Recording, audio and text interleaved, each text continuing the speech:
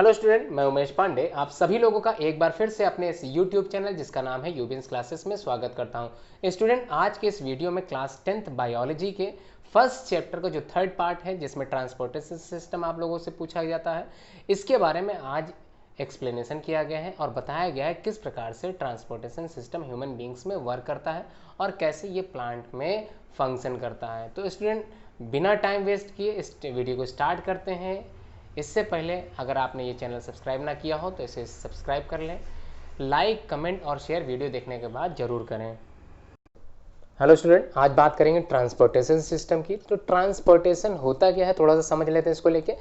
हम लोगों में इसकी आवश्यकता क्यों होती है, कि कैसे ये वर्क करता है। तो शुरू करते हैं, इसको स्टार्ट करते हैं आज से। तो सबसे पहले ह्यूमन बींग्स जैसे कि हम लोग like other multi cellular organism, या फिर ये कह लें कि अदर मल्टी सेलुलर ऑर्गेनिज्म को आवश्यकता होती है फूड सप्लाई की हमारे शरीर के अंदर। और ये जो फूड सप्लाई है इसमें ऑक्सीजन भी आता है और this function is basically perform by the circulatory system. मतलब जो ट्रांसपोर्टेशन की बात यहाँ की जा रही है वो बेसिकली किससे रिलेटेड होता है, सर्कुलेटरी सिस्टम। तो सर्कुलेटरी सिस्टम से सर्कुलेशन ऑफ ब्लड चालू रहता है। तो आइए जानते हैं कि the circulatory system in human being consist of कितनी चीज़ों से मिलकर बना है। तो सबसे पहले सर्कुलेटरी सिस्टम को फॉलो करने के लिए या फिर अच्छे समझने के लिए हमको सबसे पहले जानना है कि हार्ट कैसे वर्क करता है। तो हार्ट, जिसको हम लोग पंपिंग ऑर्गन भी बोलते हैं, ये समझना है क्योंकि सर्कुलेटरी सिस्टम में सबसे मोस्ट इंपॉर्टेंट अगर कोई पार्ट है तो हार्ट है। सेकंड, उसके बाद हम लोग को आर्टरीज और वेन्स के फंक्शन समझने होंगे जो ब्लड वेसल्स कहलाते हैं। उसके बाद हम लोगों को ब्लड एंड लिम्ब पर भी कुछ डिस्कशन चालू रहेगा और आप लोगों को अच्छे से अच्छा जो है लेक्चर आप लोगों को दिया जाएगा, अच्छे से अच्छा एक्सप्लेनेशन आपको दिया जाएगा जिससे आपको आसानी से ब्लड सर्कुलेटरी सिस्टम समझ में आ सके। तो बात करेंगे फिलहाल किसकी, हार्ट की। तो हार्ट से रिलेटेड कुछ चीज़ें हैं जो आपको जान लेना बहुत ज़्यादा ज़रूरी है।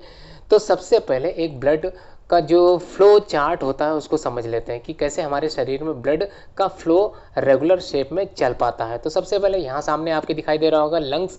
लंग्स मतलब फेफड़ों की बात हो रही है। तो सबसे पहले जो ऑक्सीजन आप लोगों ने ली थी with the help of that, तो हमारे ब्लड था वो सबसे पहले कैसा था, अशुद्ध था। फिलहाल अभी तो बात करते हैं जो लंग्स से शुद्ध होकर ब्लड हमारे शरीर तक पहुंच रहा है वो कैसे पहुंच रहा है। तो सबसे पहले आपको यहाँ पर दिख रहे होंगे हार्ट के 4 पार्ट, जिसमें से फर्स्ट पार्ट जिसको हमने यहाँ पे राइट आर्टरियम दिखाया है, उसी के नीचे जो है राइट वेंट्रिकल है, साइड में लेफ्ट आर्टरियम और उसके नीचे लेफ्ट वेंट्रिकल होता है। स्टूडेंट, अब समझ लेते हैं यहाँ पर जो पॉइंट नंबर 1 पॉइंट नंबर 2 दे रखा है, यहाँ से होता हुआ हमारा ब्लड आखिर में कहाँ तक पहुँचता है, फिर कैसे वो वर्क करता है। तो इसी को आज इस वीडियो में समझना है अच्छे से। तो लंग्स से होता हुआ जो ब्लड सर्कुलेटरी सिस्टम है, ब्लड सर्कुलेशन है, वो कैसे चालू होता है आइए जानते हैं। तो यहाँ से स्टार्ट होता है हमारा ब्लड सर्कुलेटरी सिस्टम लंग्स से। लंग्स से आप लोगों ने देखा हो ये जो एरो दिखाई दे रहा है वो रेड कलर से है।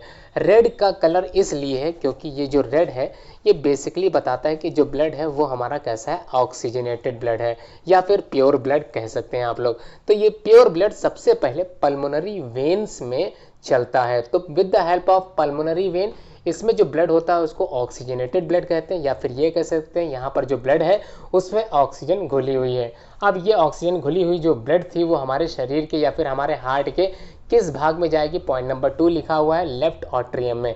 लेफ्ट ऑट्रियम में जो ब्लड आता है वो कैसा होता है, प्योर ब्लड होता है या फिर ये कह लें कि ऑक्सीजनेटेड ब्लड होता है। यहाँ से जो ब्लड होता है वो लेफ्ट वेंट्रिकल में प्रवेश करता है, एंटर करता है। उसके बाद with the help of main aorta, जिसको हम लोग मेन आर्टरी भी बोलते हैं, इसकी सहायता से जो ब्लड होता है, यहाँ पे सॉरी गलती से लिख दिया है डीऑक्सीनेटेड, तो आप लोग कंफ्यूज मत होइएगा, रेड से है, रेड में जितना भी सिंबल आप लोगों को दिखाया जाएगा वो ऑक्सीजनेटेड ब्लड से रिलेटेड होगा।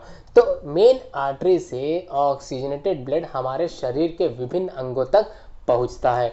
तो स्टूडेंट, यहाँ तक आप लोगों को पूरा समझ में आ गया होगा कि कैसे लंग्स से पल्मोनरी वेन्स की सहायता से लेफ्ट ऑट्रियम से होता हुआ ब्लड कहाँ पहुँचता है, लेफ्ट वेंट्रिकल में, और with the help of main artery blood जो होता है वो different parts of body organ में पहुंच जाता है।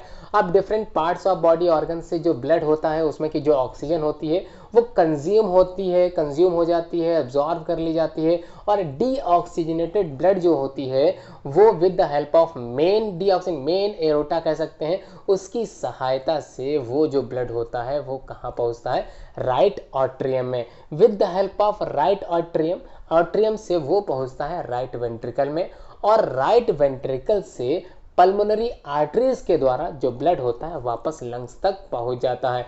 तो स्टूडेंट ये थी कहानी या फिर ये थी जो एक्सप्लेनेशन वो ब्लड सर्कुलेटरी सिस्टम को, इसी वजह से जो हमारा हार्ट है या फिर जो हमारा ब्लड सर्कुलेशन है उसको हम लोग डबल सर्कुलेटरी सिस्टम के नाम से भी जानते हैं।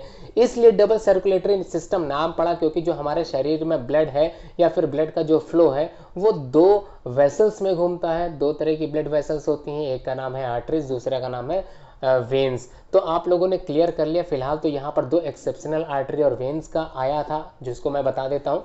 आप लोगों ने देखा होगा यहाँ पर जब ब्लड हमारा चल रहा था तो वो पल्मोनरी वेन्स में आया था, जहाँ पर वेन में कैसा ऑक्सीजनेटेड ब्लड था, ब्लड कैसा था, ऑक्सीजनेटेड था। जबकि मेन जो वेन्स होती हैं उसमें ब्लड कैसा होता है, डीऑक्सीजनेटेड ब्लड होता है।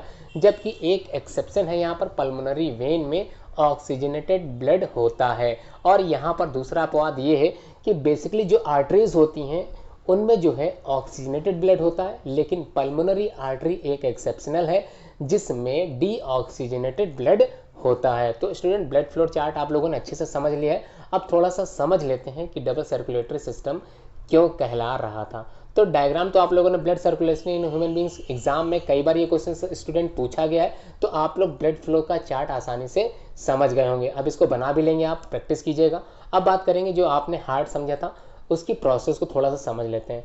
हमको पता है जो ब्लड ट्रेवल्स करता है वो ट्वाइस करता है, दो बार घूमता है through the heart in one complete cycle of the body. तो एक साइकिल पूरा करने में जो हार्ट का जो ब्लड सर्कुलेशन था वो दो तरीके से घूमता है, एक ऑक्सीजनेटेड वे में और दूसरा डीऑक्सीजनेटेड वे में। तो अब आप लोगों को डायग्राम से समझ में आ गया हो कि हमारा जो हार्ट है बेसिकली 4 चैम्बर का बना होता है। कौन कौन से चैम्बर होते हैं आपने ब्लड फ्लो चार्ट में समझ लिया था, जिसमें आप लोगों ने ये जाना था राइट ऑट्रियम और राइट वेंट्रिकल, लेफ्ट ऑट्रियम और लेफ्ट वेंट्रिकल। तो ये सारे क्या थे, पार्ट्स थे हमारे हार्ट के। अब बात करने वाले हैं ब्लड सर्कुलेशन जो फ्लो चार्ट आप लोगों ने समझ लिया है, direction of blood flow through the human heart, मतलब इंटरनल हार्ट का डायग्राम भी आप लोगों ने देख लिया। अब थोड़ा सा बात करते हैं पल्मोनरी सर्कुलेशन की। तो पल्मोनरी सर्कुलेशन होता क्या है, तो जो ब्लड मूव्स करता है from heart to the lungs. ध्यान से समझना बच्चों, हार्ट से अगर ब्लड मूव करता है लंग्स की तरफ and back to the heart, और वापस कहाँ आता है, हार्ट में, तो इस तरह के सर्कुलेशन को हम लोग पल्मोनरी सर्कुलेशन के नाम से जानते हैं। अब बात करेंगे सिस्टमेटिक सर्कुलेशन क्या होता है, स्टार्ट समझ लेते हैं थोड़ा सा। जब ब्लड मूव कर जे तो मूव करेगा कहाँ से, फ्रॉम द हार्ट, हार्ट से कहाँ, to the rest of the body, मतलब बॉडी की जो विभिन्न अंग है वहां तक अगर ब्लड मूव कर रहा है और वापस जा रहा है बैक टू द हार्ट, तब इस तरह के जो सर्कुलेशन को हम लोग क्या नाम देंगे, सिस्टमेटिक या सिस्टमिक सर्कुलेशन। स्टूडेंट क्लियर हो गया पल्मोनरी क्या होता है, सिस्टमिक सर्कुलेशन क्या होता है। पल्मोनरी सिंपल था कि अगर ब्लड मूव करता है from the heart to the lungs and back to the heart, अगर वापस आ जाता है तो इस तरह के सर्कुलेशन को हम लोग पल्मोनरी सर्कुलेशन कहते हैं। जबकि ब्लड मूव करे हार्ट से रेस्ट ऑफ द बॉडी की तरफ एंड वापस हार्ट में आ जाए, तब इस तरह के सर्कुलेशन को सिस्टमिक सर्कुलेशन कहते हैं। अब बात करते हैं स्टूडेंट ब्लड जो हम लोगों ने पढ़ा वो कितने तरह का होता है, उनके फंक्शन थोड़ा समझ लेते हैं कैसे वो वर्क करते हैं।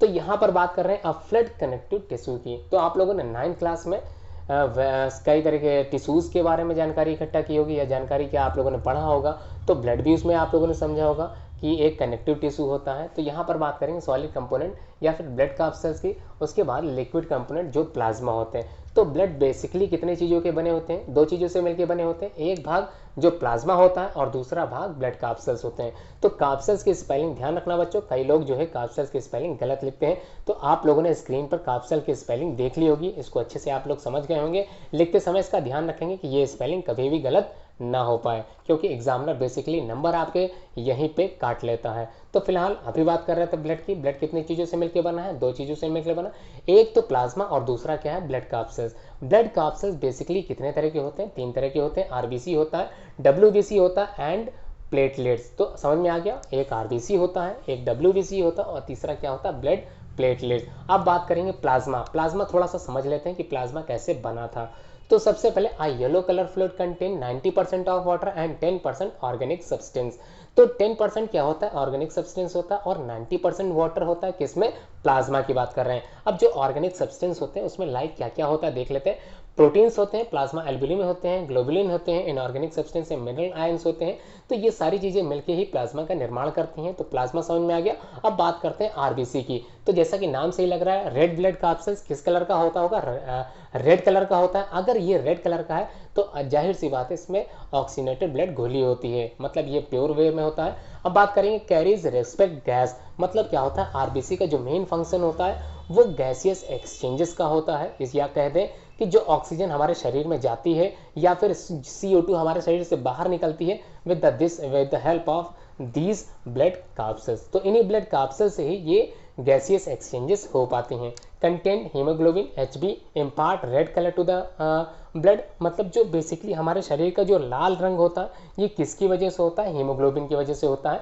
अब बात करेंगे WBC की। तो WBC का फुल फॉर्म आप लोगों को पता ही होगा, वाइट ब्लड कार्पसेल्स इसको बोलते हैं। तो वाइट ब्लड कार्पसेल्स प्रोवाइड करता है हमारी बॉडी को डिफेंस करने के लिए, मतलब डिफेंस का मतलब हमारे शरीर के विभिन्न जो कोशिकाएं होती हैं उनको डिस्ट्रॉय होने से या फिर बाहर आने वाले जो सूक्ष्म जीव उन पर हमला करते हैं उनको बचाने के लिए क्या होते हैं, WBC हमारे शरीर में होते हैं या बनते हैं या पाए जाते हैं। इसका काम होता है कि जो बैक्टीरिया हमारे शरीर को नुकसान पहुंचा रही है उन बैक्टीरिया पर इनको क्या करना है, हमला करना है, और हमारे शरीर को उन बैक्टीरिया से, उन माइक्रो ऑर्गेनिज्म से बचाने का काम करने का जो श्रेय जाता है वो WBC को ही जाता है। तो समझ में आ गया कि हाँ, डिफेंस करता है engulfing the germs and producing antibodies, और एंटीबॉडीज का निर्माण करना ही WBC का काम है। बात करेंगे लास्ट में ब्लड प्लेटलेट्स के बारे में थोड़ा सा जान लेते हैं। ये जो ब्लड प्लेटलेट्स होते हैं ये हेल्प करते हैं हमारे ब्लड को क्लॉट करने में, मतलब ब्लड क्लॉटिंग में ये बेसिकली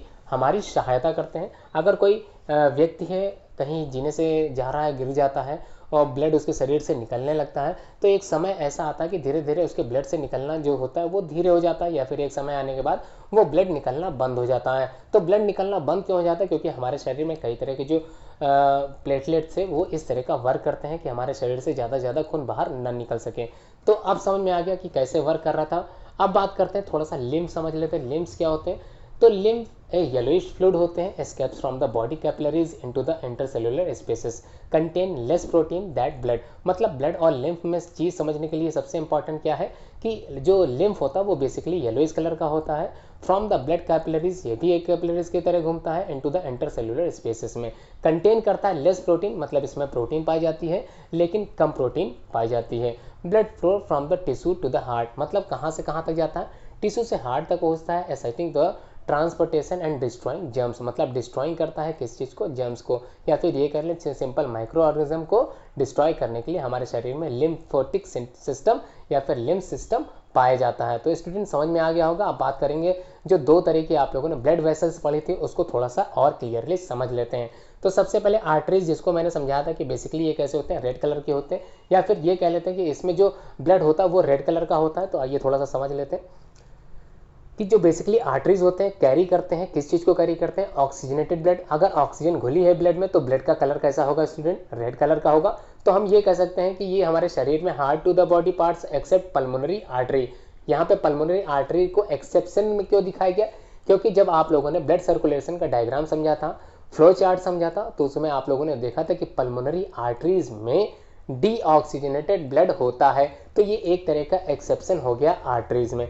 तो स्टूडेंट क्लियर हो गया कि आर्टरीज होती क्या है, ये कैरी करती हैं ऑक्सीजनेटेड ब्लड को from heart to the body parts except pulmonary artery. तो क्लियर हो गया। सेकंड पॉइंट समझ लेते हैं आर्टरीज का।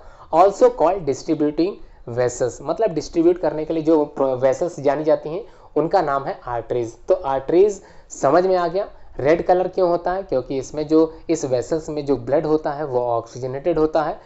तीसरे पॉइंट की बात करते हैं, थिक एंड इलास्टिक होती हैं। अब ये थिक है, इलास्टिक क्यों है, क्योंकि इन आर्टरीज में जो ब्लड होता है वो प्योर होता है, ऑक्सीजनेटेड होता है, और इनमें प्रेशर बहुत ज़्यादा होता है।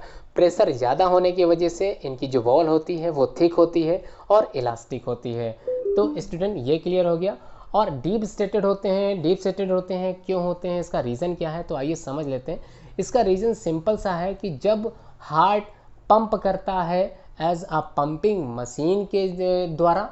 तो पंप करने के बाद उसमें प्रेशर बनता है, प्रेशर से हमारे शरीर के विभिन्न अंगों तक आर्टरीज की सहायता से ऑक्सीजनेटेड ब्लड कई तरह के ऑर्गन तक पहुंच पाता है। तो सिंपल सी चीज़ थी, यहाँ समझ में आ गया। अब इसका उल्टा जस्ट अपोजिट वेन्स के बारे में थोड़ा समझ लेते हैं कि अगर आर्टरीज में ऑक्सीजनेटेड ब्लड घूम रहा है तो वेन्स में डीऑक्सीजनेटेड ब्लड घूमेगा। सिंपल सी चीज़ है। अब ये कैसे घूमेगा? From body parts to the heart.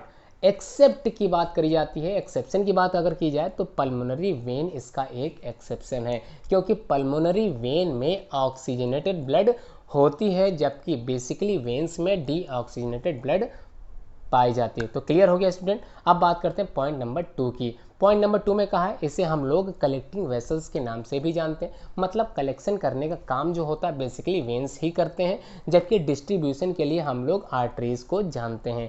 अब इसकी जो वॉल होती है, दीवारें होती हैं, वो थिन होती हैं, पतली होती हैं और कम इलास्टिक होती हैं। Superficial as compare to arteries, मतलब इनसे जो है इसमें प्रेशर कम होता है, इसलिए इनकी दीवारें कैसी होती हैं? पतली होती हैं। तो स्टूडेंट ये बात थी ह्यूमंस में ट्रांसपोर्टेशन सिस्टम की। अब बात करते हैं थोड़े से प्लांट को लेकर इस चीज़ की। तो ट्रांसपोर्टेशन बेसिकली इन प्लांट में कैसे होता है? तो there are two main conducting pathway in plant. मतलब प्लांट में दो तरह के पाथवे होते हैं जिसमें ट्रांसपोर्टेशन सिस्टम वर्क करता है। तो आइए जानते हैं कौन कौन से वो ट्रांसपोर्टेशन पाथवे होते हैं जिसकी वजह से कंडक्ट हो पाता है ट्रांसपोर्टेशन सिस्टम इन प्लांट। तो स्टूडेंट आप लोगों ने जाइलम और फ्लोएम के बारे में 9th क्लास में भी पढ़ा होगा, 10th में भी आपको मौका मिल रहा है इसके बारे में कई चीज़ें जानकारी करने का। तो आइए जान लेते हैं। जो जाइलम होता है तो हमने याद करने का एक तरीका बताया था कि जा से जल और जा से जाइलम। तो बेसिकली जो यहाँ पर बात की जाएगी वाटर कैरीज की, तो बेसिकली वाटर को ले जाने का काम कौन करेगा? जाइलम टिश्यू करेगा। तो अब बात करते हैं xylem and minerals from the root to the different parts of the plant, ये कौन फंक्शन करेगा? जाइलम। अब बात करेंगे फ्लोएम, थोड़ा समझ लेते हैं। फ्लोएम में आप लोगों को समझना है कि जो प्रोडक्ट होता है या फूड पार्टिकल्स होते हैं या फिर जो मिट्टी में घुलनशील ऑर्गेनिक कंपोनेंट होते हैं वो different parts of the body पहुंचाने का जो श्रेय जाता है, या फिर ये कह देते हैं जो पेड़ पौधों ने जो भोजन बनाया वो different parts of the body या different parts of the plant में ले जाने का काम कौन करेगा? फ्लोएम करेगा। और दूसरा है, इसको समझ लेते हैं, फ्लोएम का दूसरा वर्क है energy is mainly use from ATP. ATP क्या होता है? एडिनोसिन ट्राइफॉस्फेट के रूप में एनर्जी यूज की जाती है, जबकि जाइलम में there is no energy is used. तो कोई एनर्जी यूज नहीं की जाती, जबकि फ्लोएम में एनर्जी का use with the help of ATP के द्वारा हो जाता है। तो ट्रांसपीरेशन थोड़ा सा इसमें समझ लेते हैं। ट्रांसपीरेशन क्या होता है? Is the process of loss of water as the water vapour from aerial part to the plant. तो ट्रांसपीरेशन एक सिंपल डेफिनेशन आप लोगों को बता देता हूँ। ट्रांसपीरेशन एक तरह की प्रोसेस है। It is a process by which the loss of water in the form of water vapour is known as transpiration. Transpiration से पानी का क्या होता है? लॉस हो जाता है। अब बात करेंगे कुछ फंक्शंस हैं, इनको थोड़ा सा समझ लेते हैं। एक्सक्रेटरी सिस्टम फिर पढ़ेंगे उसके बाद। फिलहाल तो आज के इस वीडियो में हम लोगों ने ट्रांसपोर्टेशन सिस्टम के बारे में जानकारी इकट्ठा की। तो आइए बात कर लेते हैं फंक्शंस की। Absorption and upward movement of the water is mineral by creating pull. तो पुल के द्वारा जो क्रिएटिंग मूवमेंट है जिसकी वजह से एब्जॉर्प्शन हो पाता है अपवर्ड मूवमेंट में पानी का। तो समझ में आ गया आप लोगों को इसका functions. Help in the temperature regulation in the plant. Plant के टेम्परेचर को कंट्रोल करने का काम भी इन्हीं जाइलम फ्लोएम के द्वारा होता है। Transport of food from leaves food factory to different parts of the plant is called translocation. Student कभी कभी क्वेश्चन पूछा जा सकता है कि ट्रांसलोकेशन से आप लोग क्या समझते हैं? तो ट्रांसलोकेशन का मतलब ही होता है अगर आप ट्रांसपोर्ट कर रहे हैं फ्रॉम फूड का फ्रॉम लीव्स, अब आप लोग नहीं कर रहे हैं, ये पेड़ पौधों में होता है। Transport of food from leaves to different parts of the plant is called translocation. तो स्टूडेंट आज की वीडियो जो थी वो यहीं तक थी। आप लोगों को वीडियो समझ में आई होगी, और वीडियो अगर आप लोगों को समझ में आई है तो इसे लाइक जरूर कीजिएगा, शेयर जरूर कीजिएगा, कमेंट जरूर कीजिएगा। स्टूडेंट इसमें कोई भी पॉइंट आप लोगों को कंफ्यूज करता है, समझ में नहीं आता है, तो आप लोग कमेंट बॉक्स में करके दोबारा मुझसे पूछ सकते हैं। आपके स्कूल में अगर कोई डिफरेंट किताब चल रही है, इसके अलावा कोई किताब चल रही है, तो आप लोग अपनी किताब से भी उस क्वेश्चंस को पूछ सकते हैं। इसमें आप लोग कोई रेस्ट्रिक्शंस नहीं है। आप लोग क्वेश्चंस अपने पास से भी कमेंट बॉक्स में लिख के पूछ सकते हैं, उसका सोल्यूशंस आप लोगों को तत्काल दिया जाएगा, तुरंत दिया जाएगा। स्टूडेंट वीडियो अच्छी लगी हो तो इसे लाइक जरूर कीजिएगा। अगर चैनल में सब्सक्राइब आप लोग नहीं हुए हो तो सबसे पहले स्टूडेंट इसे सब्सक्राइब कर लीजिएगा। धन्यवाद।